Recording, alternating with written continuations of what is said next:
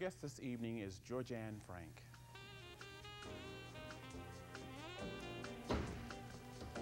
Well, how are you? I'm just fine, thank you.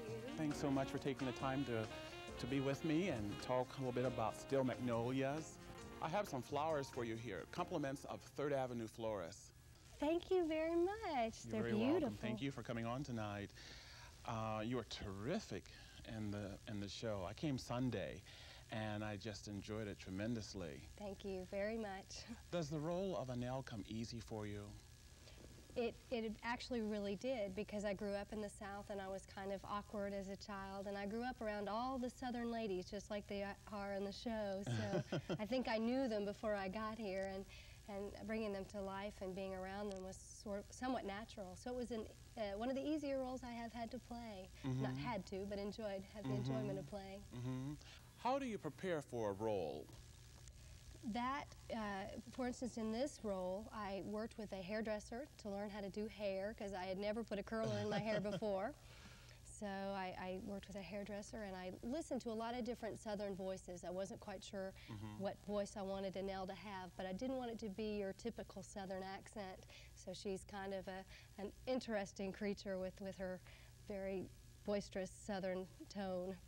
So I thought very much about who Annelle was and where she came from, her background, because that's not really revealed in the play. So I just tried to figure out where this girl came from and why she was so awkward and scared and skittish, and what could grow out of that. And what grows out of that, I think, is kind of interesting in the play. Is this one of your favorite roles? It is. It is. Why? A good friend of mine did the role on Broadway, and her name is Constance Strollman, and I did a show with her just a little while back at Players Theatre Columbus, and I admired her so much, and when I auditioned for this, I so hoped that I could get the role so I could just do something that she had done and hopefully do it as well as I think she does everything. And it's just a wonderful role, and this is a great place to work. Everybody's very nice, and it's like a home. What do you like about the role of Annelle? Probably you'd think an actress would be comfortable in every situation and outgoing at all times, but this one isn't. There are times when I'm shy or awkward or intimidated. Yes, because I'm nervous now. Really? Are you like frightened before you go on stage or something, or nervous or stage fright? As a matter of fact, yes. You have those butterflies in your stomach. Don't sleep well the night before? I sleep okay, I think, but I think it's just right before you go on, you just want to do your best. And I think it's like taking a test, or any time you have a large project in any business, you want to do your best, and you're afraid. You're afraid you won't. So. And does the audience differ from show to show? Definitely. And how do you deal with that? Like, if some nights they're right with you with every line, and other nights do you feel you have to work extra hard to get them to come with you? Sometimes you do. I think a lot of times it's a matter of being louder or being more articulate. Sometimes people can't hear as well.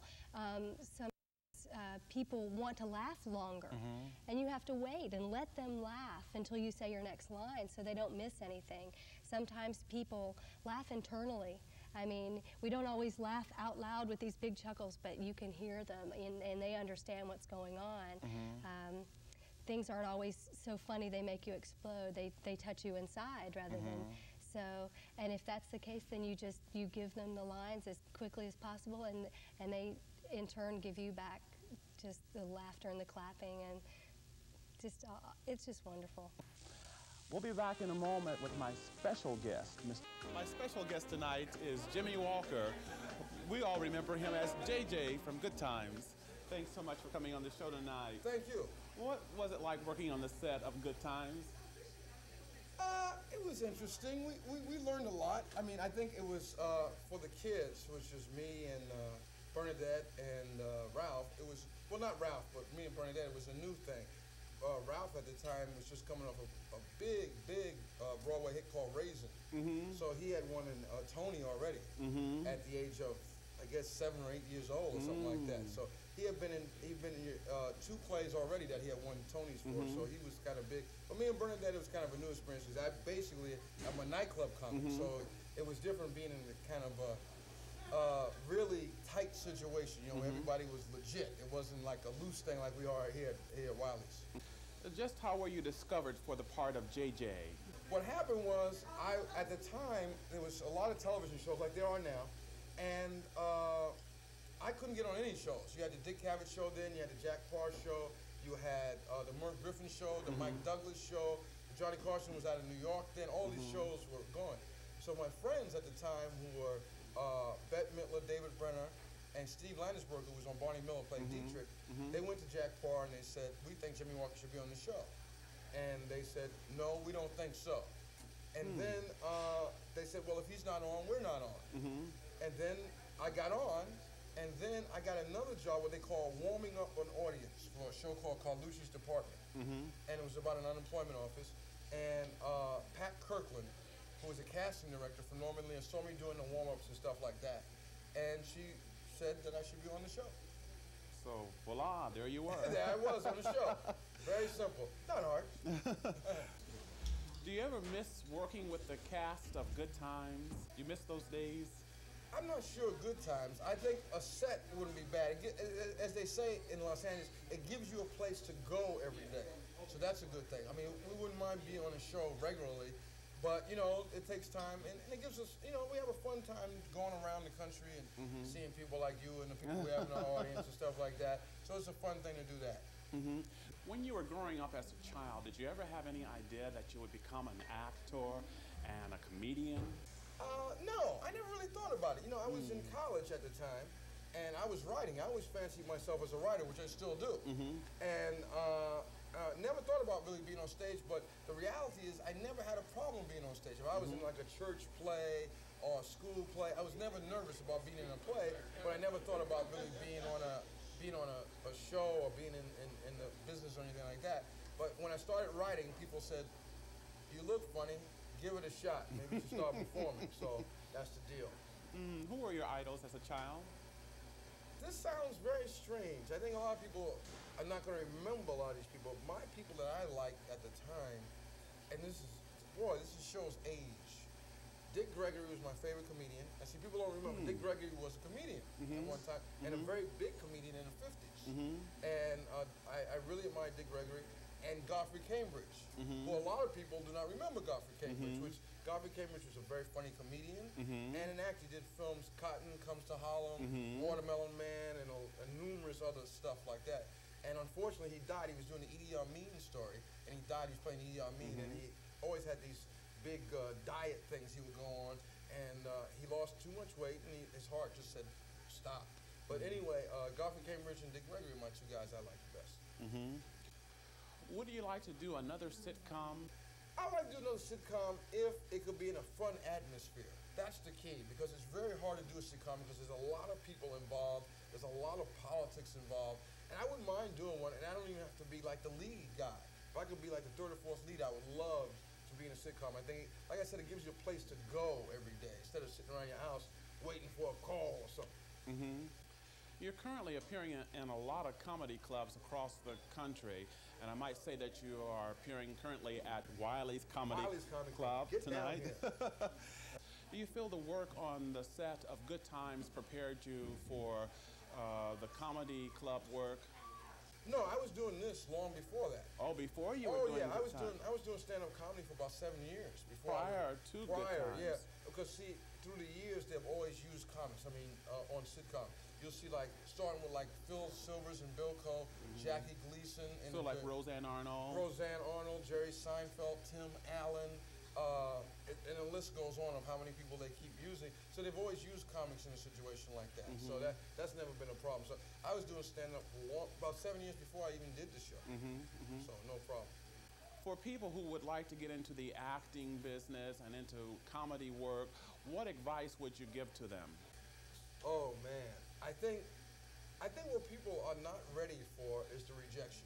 I don't think people have any idea of how much rejection is involved. I think people think you walk out in this business and people love you automatically, or they think, I was in the office one day and they were casting a role and somebody said, you know, we should get Eddie Murphy. And they said, no, he's wrong, he stinks, do not use him.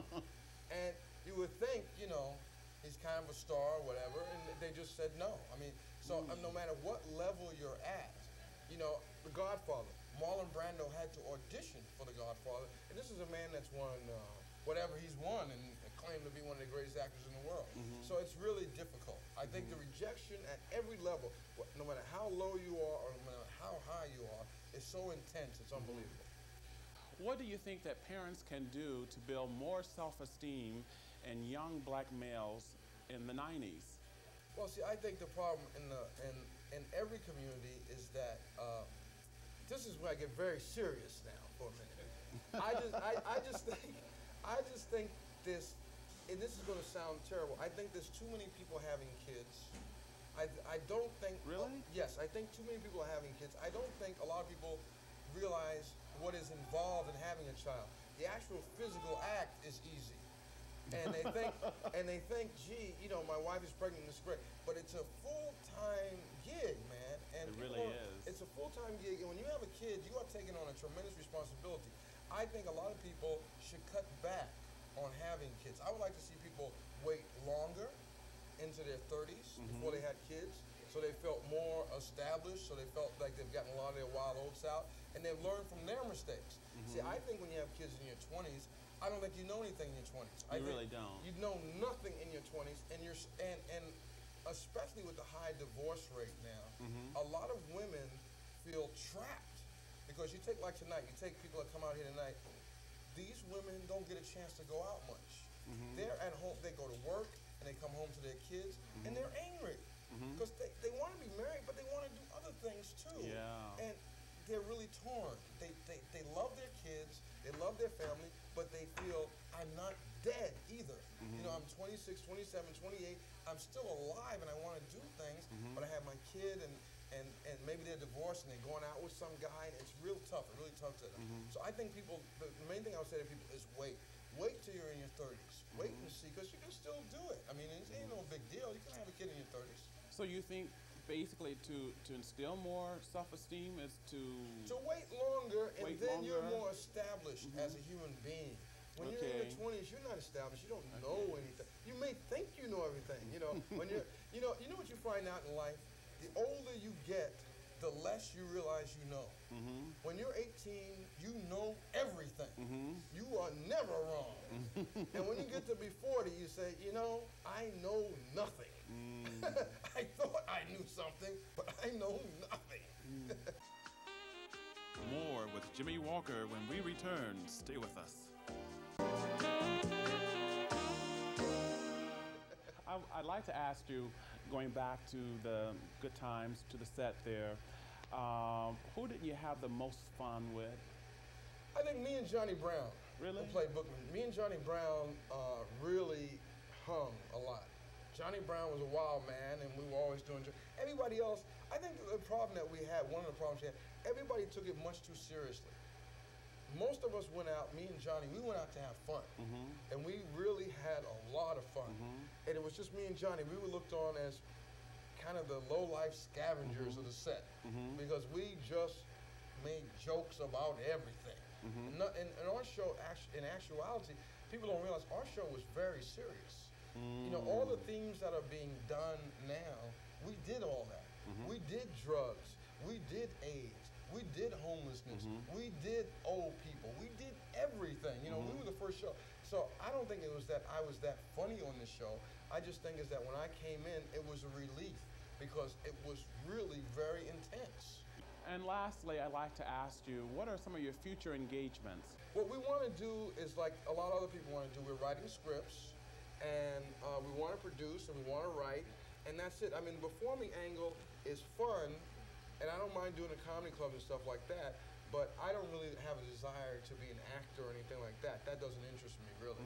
I want to produce, and, you know, for my head, I feel that I am as talented as a Ronnie Howard or as a Rob Reiner, because if you look at our careers, even Henry Winkler, our careers parallel. I mean, we all did shows within the same period of time, and they're all very talented, but I do more than they do. If you look at it, I'm a stand-up, I write, none of them write, none of them are stand-up, none of them perform except for their acting deal. So I perform, I have different things I can do. we have not caught the breaks that they caught. And those people are very successful. And I feel that I should be at that level. No anger or malice or anything like that, but I feel that I should be at least at their level with Ronnie or Rob or Henry or any one of those kind of guys. So basically you want to be a jack of all trades and a master of them all. That's it. That's the plan. That's it. That's me. Okay, well, thank you. Thank you very much for coming on the show tonight. Thank you very much. And I have a little gift here for you. A gift? Esther Price Candy is one of Dayton's best candy places.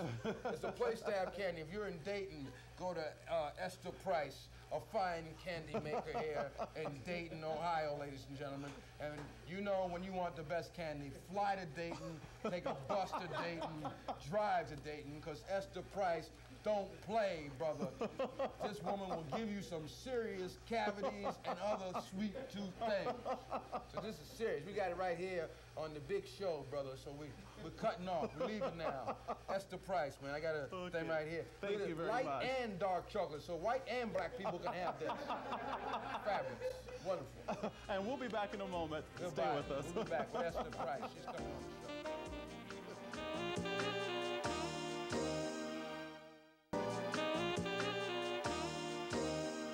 Thanks so much for tuning us in tonight. Let me remind you that we're on every night at 8 p.m. right here on cable channels 19 and 29. I really would like to hear from you and encourage you to email us at the William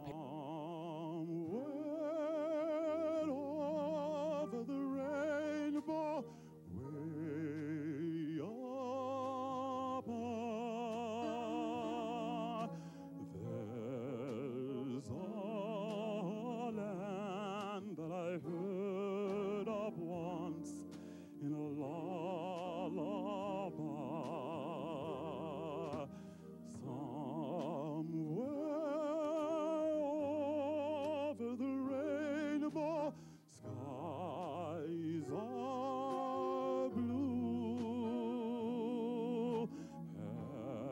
and the dreams that you dare to dream really do come true. Someday I'll wish upon a star and wake up where the clouds are far behind me, where trouble melts like lemon drops away up on the chimney tops. That's where you'll find me, somewhere over the rainbow. Bluebirds fly, birds fly over the rainbow. Why then, why can't I?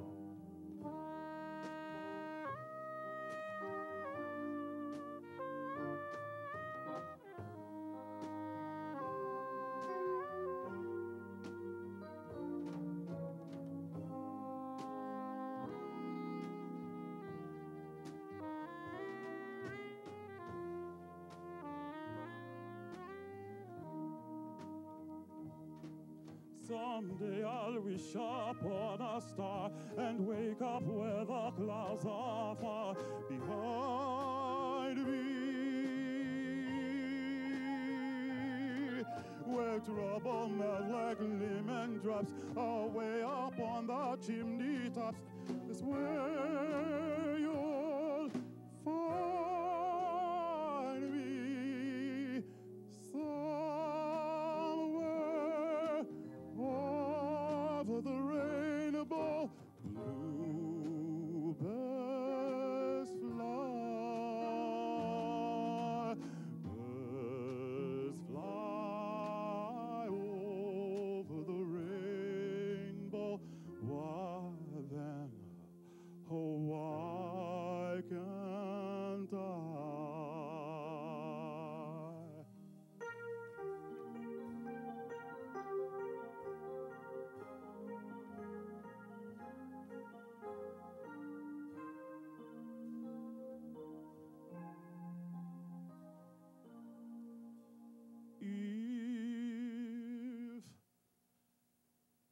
happy little bluebirds fly beyond the rainbow.